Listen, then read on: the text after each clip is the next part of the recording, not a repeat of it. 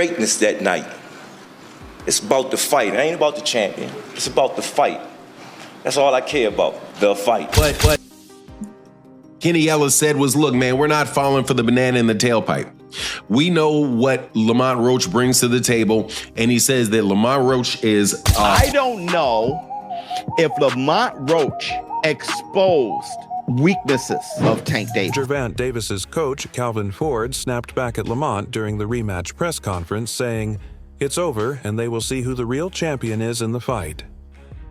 Calvin's confident and aggressive stance showed he fully believes in Gervonta's victory and dominance inside the ring.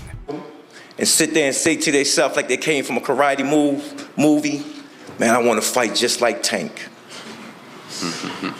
I want to be just like Tank. Gervonta Davis is approaching his upcoming rematch with full focus and dedication. Recognizing the importance of this fight for his career and reputation, he has left no stone unturned in his training regimen. Every session is meticulously planned to improve his physical condition and sharpen his technical skills. This time, Davis is committed to avoiding past errors and stepping into the ring as a more prepared and formidable opponent.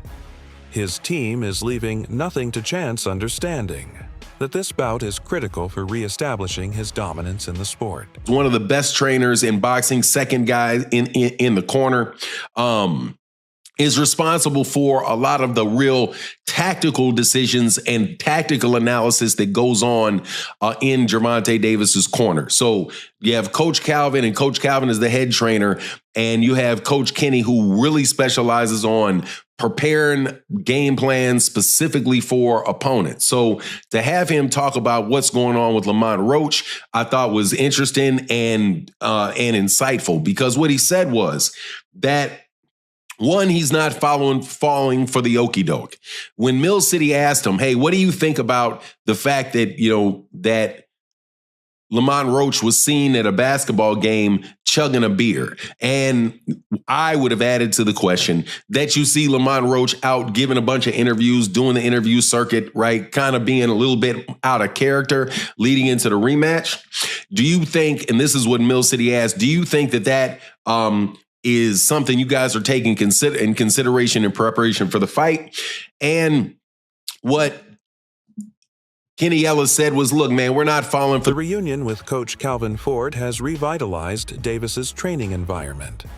Their long-standing relationship is built on trust, respect, and a deep understanding of Davis's style and mindset. Calvin Ford has played an essential role throughout Davis's rise in boxing, molding his natural talent into a refined, aggressive, and tactical fighter. This renewed partnership brings a blend of emotional motivation and tactical sharpness, fueling Davis's confidence and ensuring that every aspect of his preparation is aligned with his championship goals. Match. Do you think, and this is what Mill City asked, do you think that is something you guys are taking in consideration in preparation for the fight?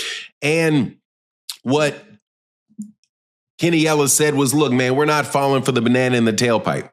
We know what Lamont Roach brings to the table, and he says that Lamont Roach is we're not believing that he's out there drinking or blowing up a bunch of weight and all of that.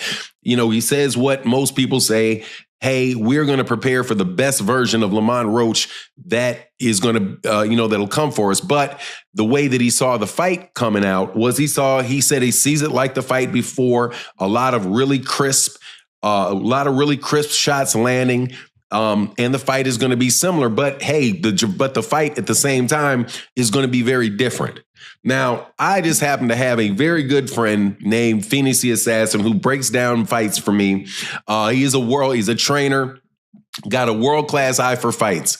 And what he speculated should be the difference between the first fight and the second fight for Gervonta is that Gervonta is going to need to spend a lot more time fighting on the outside and scoring points for a longer period of time on the outside, and then making sure that, and basically forcing For Davis, the rematch represents more than a simple contest. It is a chance to reclaim his reputation and silence critics who questioned his abilities following the first fight. The initial match raised doubts about his standing, making this upcoming about a defining moment in his career. Winning decisively would re-establish Davis as a leading figure in boxing and proved that the previous outcome was an exception rather than a reflection of his true skill. This fight carries immense personal and professional significance for Tank. Lamont Roach, he feels that he won. Like, do you think the best thing going forward, they should just run it back, have a rematch? Oh, yes, most definitely. I think a rematch is definitely called for. And I think probably, the sooner the better. So I would say, hey, let's work on a deal to where we could get in there within the next 4 to 5 months. Yeah, I agree there. During their first meeting, Davis showed vulnerabilities that had not been as apparent in his previous fights. His defense lacked its usual sharpness, and his stamina waned as the rounds progressed. Opponent Lamont Roach was able to exploit these weaknesses, landing shots that disrupted Davis's rhythm and confidence. These issues stood out to fans and analysts alike, indicating that Davis was not performing at his full potential. The rematch offers Davis the opportunity to address these shortcomings and prove his true caliber. I don't know if Lamont Roach exposed weaknesses of Tank Davis. It very much reminds me of Rolly Romero versus Ryan Garcia. What Roach did, Rolly was doing the same thing. He ended up implementing it better against Ryan Garcia. Tank was having huge issues, and that's the Black Two Sugars. Watch me call that fight. I started laughing. I couldn't believe it because all he was patient with good power. All Roach was patient. He stayed focused. That's why him drinking and partying and shit is messing with me, because he beat him here. He stayed so damn focused, and he knew when Tank was going to punch. He knew when not to punch, and when he countered Tank, he rocked Tank. Tank got rocked at least twice that fight. After the fight, Davis was candid about the mental and emotional challenges he had endured. He revealed that the pressure and exhaustion affected his focus and overall performance. The experience took a toll on his mindset, forcing him to confront the possibility of stepping away from boxing. His openness about seeking therapy highlighted the depth of his struggle, emphasizing that the fight's impact went beyond physical results. This vulnerability sheds light on the complexity of a boxer's life outside the ring. He wants to do therapy. He wants to do real estate. They want to say he wasn't all in because him and Roach are friends, and he's going to be focused for the second fight. A lot of excuses. They want to say it's because of the braids, the oil getting in his eye. Whatever. This is what really happened. And I just now came to this conclusion because I've been making some other videos for Patreon, but Lamont Roach posted a video recently on... In preparation for the rematch, Davis's training atmosphere has transformed completely. Every drill and sparring session is conducted with heightened intensity and precision.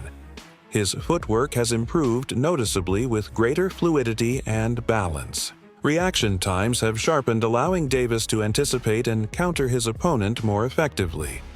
The once relaxed and casual approach has been replaced by focused discipline, making it clear that Davis is treating this fight as a pivotal challenge that requires full dedication.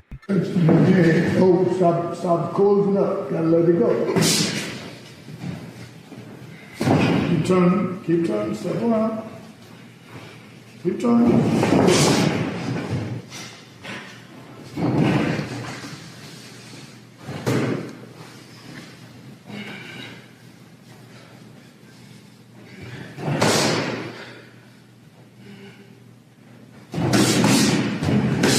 The stakes in this fight extend well beyond titles or rankings.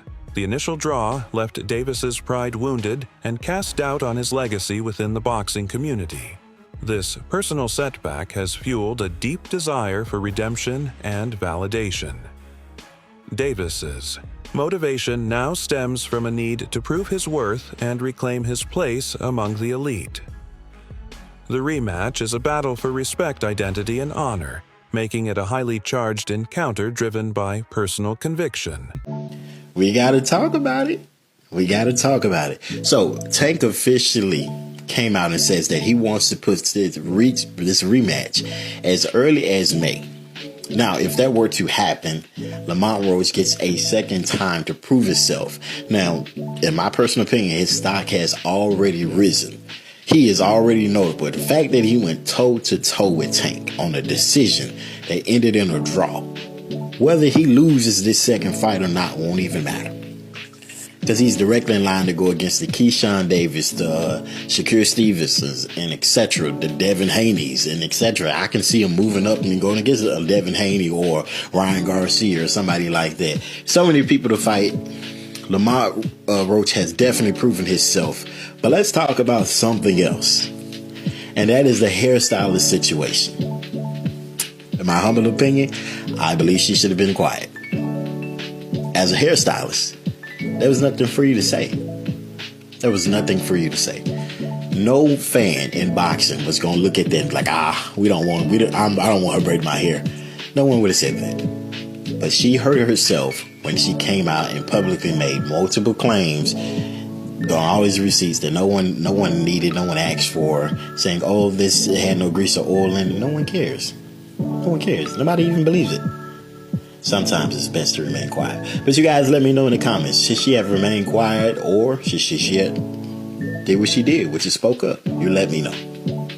That's it for today's video. Stay tuned. Until next time.